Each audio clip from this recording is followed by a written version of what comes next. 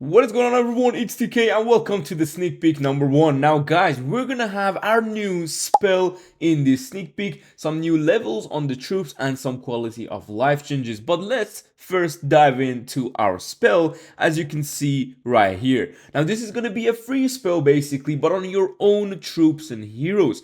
It works both on air and ground, and what it does is basically freezing your troops in front of those defenses, whereas now they can take so much damage and become a tank, basically a wall that you can also kind of use it in a way to start attacking from other side of the base when things are being tanked by that one or multiple troops, because it's basically like an area, as you can see on the screen. Now when you upgrade the levels, the duration of this won't affect anything. Only thing that will change is actually the kind of the health, or like the, for example, the incoming damage percentage that you can actually max out and get it to 94%, which is kind of crazy when you think about it. Basically you're immune. It's like a warden ability. So obviously this spell also takes one housing space, as you saw from some of those Clash of Clans clip by themselves in their own channels, where it was a dark spell factory upgrade. So the spell will be one housing spot. Now don't judge it too early, because I think it could be really well, I would say, used in certain areas where no one would think. It's crazy, it's interesting, trust me. So hopefully I will bring you strategies with it very soon. Now this spell has little details to it which I want to talk about. Firstly, it unlocks at Dark Spell Factor level 7, and that means it's Town Hall 14. Now, of course, you have, as I said, one spell housing spot and about the same radius as the recall spell.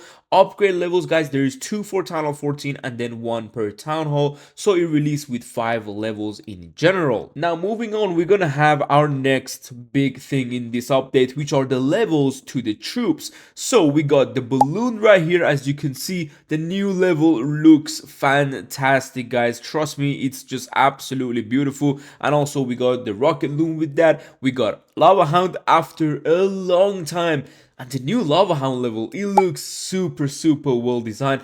It also adds 2 lava pops, which is very good in certain areas in case the lava loon wants to make a comeback in the game.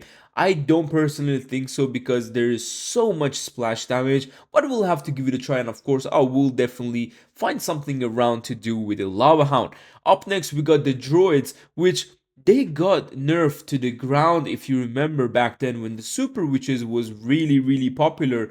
So the droid itself may be decent now using it because it has gotten a new level. I don't still think it's gonna be like the meta, you know, everyone's gonna switch from healers. No, I don't think it's that, but I think it could definitely help certain strategies or certain entries with the heroes.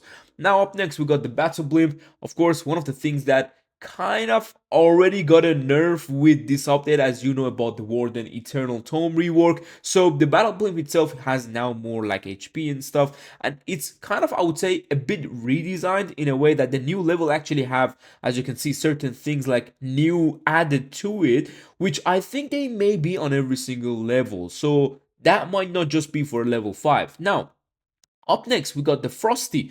The Frosty is getting 5 new levels just like other older pets. And this is interesting because the Frosty is going to get 3 Frostmites on the level 15, as you can see on the screen. And that could be a game changer, definitely, because now the Ricochet Cannon can't just shoot one of them and kill the other. It's gonna be one of them left alive that can actually be very impactful. So moving on, we got some balance changes, guys, and some of them I'm gonna put it on the screen for you later on, which are for lower town halls, and it's not important for higher town halls. But firstly, we have the Ice Hound, and now it's basically going to have consistent freeze duration at all levels, and it increased like level 1 freeze from 3.5 to 3.75 seconds, so that will stay throughout the levels of the Ice Hound. Now the Groundwater Eternal Tome, a lot of you already know that it's like a bit increased in the duration of it by 0.2, and also, you know, when you enter the Grand Warden, it's like a healing tome, you're gonna get immune to the damage, but when you go out of it, 1 second is enough to be on the outside, that no longer you're immune and you're gonna take some damage. These are, of course, those kind of balance changes to the Town Hall 1 to 4 and all those early levels. They kind of reduce the HP, so make it a bit easier to take down all these buildings. And yeah, it's a lot.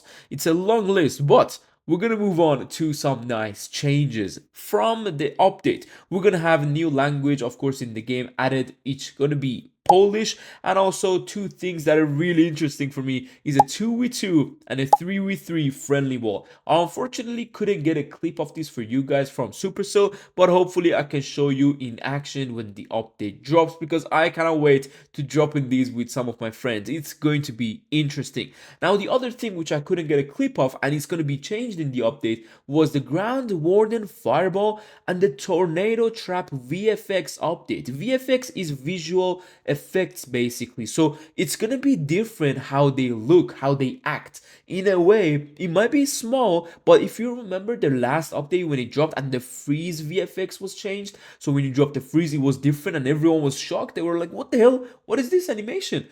This is the same, so we don't know exactly how it's going to look. I personally don't know. Super creators might, because they have access to the exact things that can come to the update and they can make clips of, but I personally couldn't. I tried to get some clips so I can show you, but unfortunately I couldn't do that. Now, there are also some quality of life changes which I can go through them, and you can see, for example, like things around that.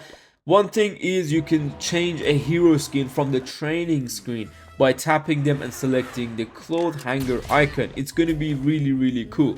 Now, you can also rotate the hero like from the screen that you have, the training screen, just like the hero hall. And it's actually quite interesting because that actually affects in the attack too. So some people might like, I don't know, Warden or Queen first, or RC and King first. You know how that works. Now, you can also rearrange troops and spells, which will be different in the attack. That is again the interesting part. Some people love to drop those kind of root riders very early on, or some people want to put, so for example, like certain spells in other orders, so the big spells are front, the small spells are at the back. So you can see how this can affect the attacking very good. Now, there is also a little like changes, like for example the builder base elixir card storage and trading shop sceneries can now display the previews. It's just little by little changes, which just makes the game slightly better. Now, there is also a new feature which you probably saw on Clash of Clans YouTube channel that was kind of a small bit of shown. The cookbook, it's going to be a third tab that appears on the troops training screen. And the army recipe cookbook is quite interesting because it gives you proper armies that are for each town hall, and it actually has a nice name to it too. So in case you upgrade to a town hall and you're wondering what to use, those tabs are going to be helpful, so you can actually save the army, use it in action. I wish there may be like a little preview even for that, or like a training area where you would actually know how to use the army itself. Otherwise, you can also, of course, use it on, like, just watch it on YouTube and try to see how that works. I'll try my best to bring armies for those, kind of higher town halls, because I don't have currently any lower town halls except my free-to-play account. And it's going to be kind of interesting to see how this affects the people who are upgrading into new town halls, trying to find new armies.